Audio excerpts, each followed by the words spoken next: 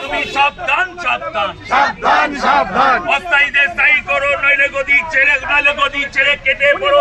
এই সংগ্রাম চলছে চলবে। যাচ্ছে শহর যাচ্ছে গ্রাম কেড়ে নিতে সবের দাম শাসক হুঁশিয়ার হুমকি চুমকি অনেক হলো, এবার প্রাপ্য মিটিয়ে বলো, এছাড়া আর উপায় নেই। আপনারা সকলেই জানেন যে সুপ্রিম কোর্টের রায় অবধি এই রাজ্য সরকার মানছে না।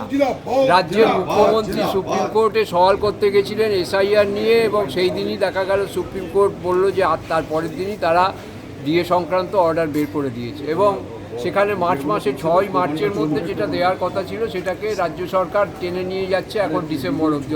অথচ টাকা তাদের কাছে আছে, এবং টাকা আছে বলেই গত বছর মে মাসে সুপ্রিম কোর্টে বলেছিল টাকাটা তারা জমা রাখবে 25%। তো এই যে বঞ্চনা চলছে, এবং পাশাপাশি শূন্য পদে নিয়োগ এবং অনিয়মিত কর্মচারীদের নিয়মিতকরণ, এর জন্যে সংগ্রামী যৌথ মঞ্চ এবং যৌথ মঞ্চ যে ধর্মঘটের আহ্বান করেছে আজকে নিউ সেক্রেটারিয়েট বিল্ডিংয়ের সামনে, তার জন্য পিকেটিং চলছে।